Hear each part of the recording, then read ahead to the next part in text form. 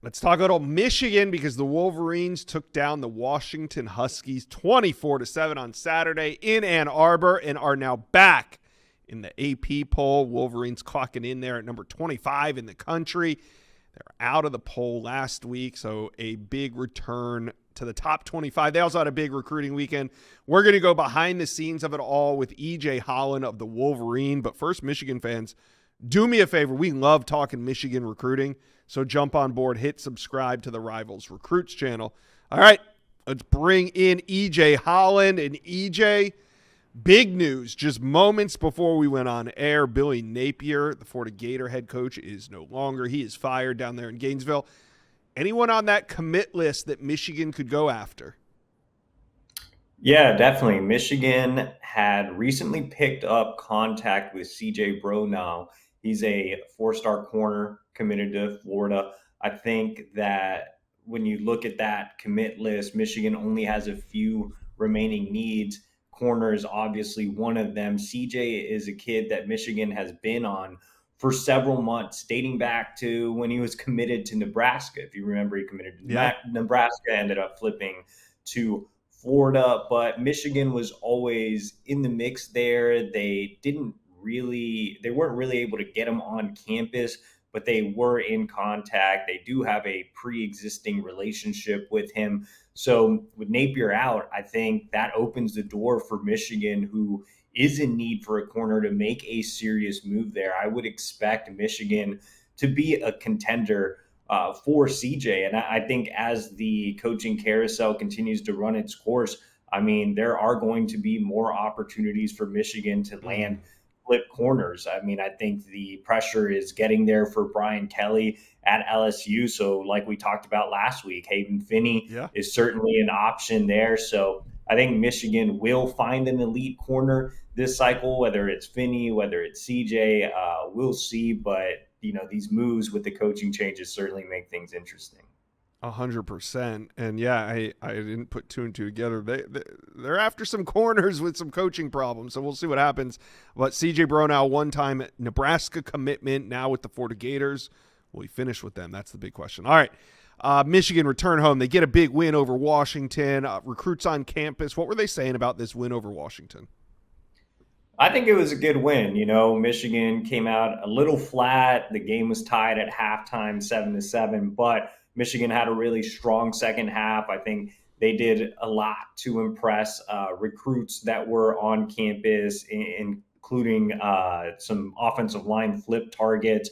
You saw my colleague Steve Wiltfong, he put in Rivals prediction for Miami of Ohio commit Tommy Froman, who is a towering tackle, kind of under the radar, but a kid they could take. We talked about Michigan still wanting to add to the offensive line this cycle. So he's one. Sean Stover, four-star prospect who is committed to Duke, could be another. Michigan really wants a center in this class. He could be the guy to fill that role. So both of those offensive linemen committed elsewhere. I think Michigan definitely moved the needle with them. I think they continued to keep their commits happy. Rivals' highest ranked recruit in Michigan's class, Carter Meadows, back on campus, five-star edge out of the DMV. I think he really enjoyed his time there with his whole family. So there was some buzz earlier this cycle that Ohio State could try to make a move with Carter Meadows.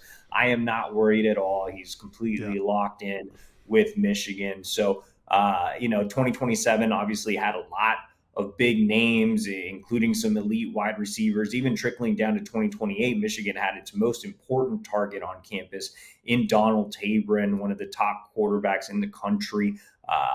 He's a guy that I think is going to follow in the footsteps of guys like Bryce Underwood and Dante Moore and be that next elite quarterback in Michigan's own backyard. So very important for Michigan to keep him. So overall, very productive weekend despite the noon kickoff time. I think they put together a strong visitors list. Yeah, you talked about who seemed most important to you, but what about this trio of elite wide receivers in the 2027 class? I'm talking Monshun Sales, Quentin Burrell, and Matthew Gregory. Where do you think Michigan stands with this bunch coming out of this weekend? I think it definitely helped. Like I said, Michigan got off to kind of a slower start in the first half, but Bryce Hmm. Underwood was able to show some things. Andrew Marsh, as a true freshman, is making a big impact at wide receiver. I think having a guy like Underwood, seeing Marsh get on the field right away, those are things that are going to impress the elite wide receivers that come in and visit this fall, including the trio that was on campus this weekend. Chip Lindsey, Michigan's new offensive coordinator, I think had a really strong weekend or a strong second half there as a play caller. So he's trying to bring more balance to Michigan's offense, which has been known as being more run heavy. When you have a talent at the quarterback position like Bryce Underwood, obviously you do want to open it up a little bit, and Underwood just has to be an attractive option to top pass catchers. I think Michigan is right up there for all three of these guys. I think Hmm. with Sales, it was a little bit of a tough weekend for Michigan because he only got to stay for part of the game. He actually left early Right. to head over to the Notre Dame USC game. But I think Michigan is certainly in that mix for Sales early on. And he has an argument, in my opinion, to be the top wide receiver in the country. Matthew Gregory, Penn State, has the heavy lead on the Rivals recruiting prediction machine, but James Franklin obviously gone. So I think the door is wide open. Michigan needs more speed in the wide receiver room. Gregory Yeah. brings verified track times. I think he sees that he could be a difference maker at Michigan. Quentin Burrell, his sister, is a student athlete at Michigan, so there's a connection there. I think that one's a Michigan Notre Dame battle early on, with Michigan really moving the needle this weekend in his first actual game day visit as a recruit. Again, I think the family connection certainly helps, as well as the fact that Michigan has recruited strong in Chicago. Sherrone Moore was the former area recruiter in Chicago when he was an assistant before he was promoted Hmm. to head coach. So he has strong ties there. But yeah, I think with all three of these guys, Michigan did enough to impress, and you have to surround Bryce Underwood with more weapons. You have to give him Right. guys that can catch the ball. One, we've seen Michigan's wide receiver room struggle with drops. So they have to catch the ball, but they also have to be difference makers, more explosive weapons. I think 2027, really strong year in the Midwest at the wide receiver position, critical for the Wolverines to invest from an NIL perspective.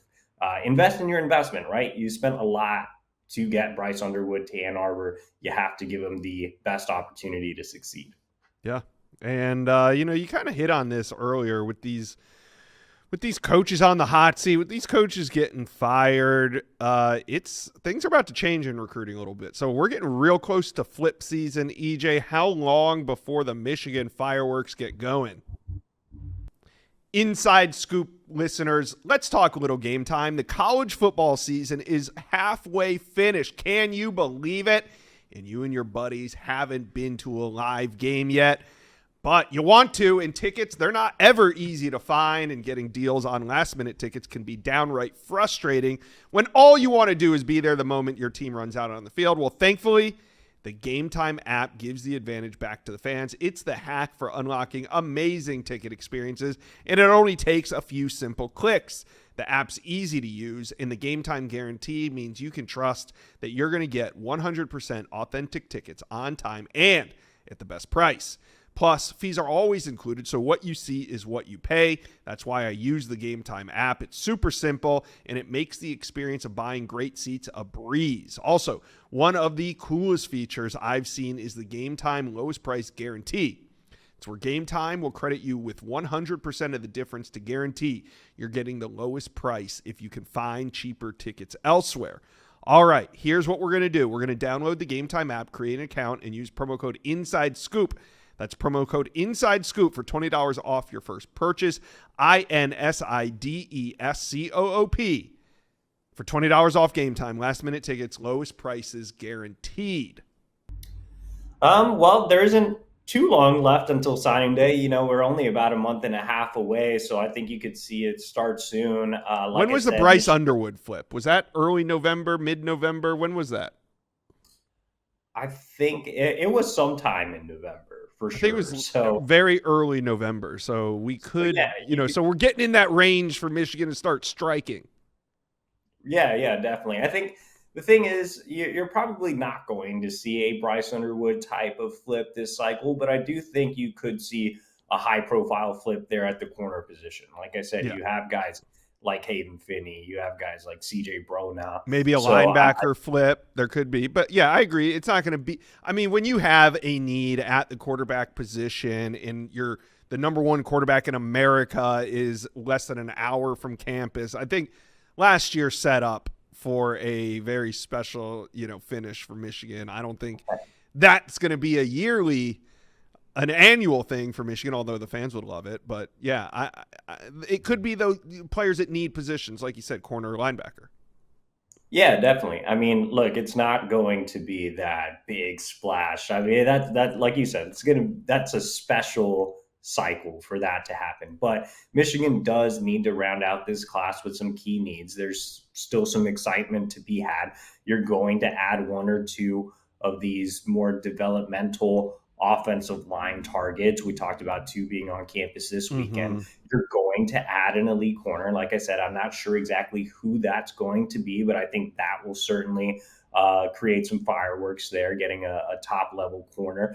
And then linebacker, Georgia commit Nick Abrams. He's still out there. There are several other potential flip targets at the position, or even former flip targets like Braylon Hodge, who is out on the open market, no longer committed to Michigan State, but he's certainly a guy that the Wolverines are still in on. So those are the three positions to watch. It's corner, it's linebacker, it's offensive line. Michigan will round out the class and look to finish in the top 10 again.